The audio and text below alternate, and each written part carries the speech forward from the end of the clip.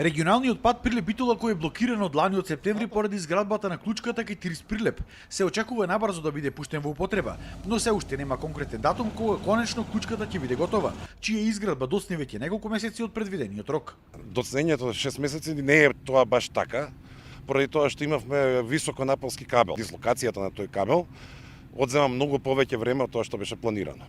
Имаше и други непредвидени работи кои што се случија. Доцнењето е од непредвидени работи, објективни причини. Инаку во Прилепско во тека е реконструкција на 8 км патот Прилеп-Витолиште за Мариово, а се реконструира и постоечкиот пат Прилеп-Скопје во делот помеѓу Дреново и Фариш во должина од околу 10 км. Паралелно очекуваме да на постоечкиот пат биде распишан тендер на патот од Фариш до Прилеп за тие 19 км, дополнително за преостанатите 4 км каде што се две ленти ќе таму ќе има проширување во делот на реконструкцијата, да што во најбрз временски период и тоа биде распишано.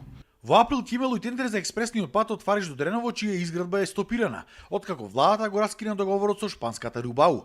Делницата пак на експресниот пат од Градско до Дреново се градела без проблем.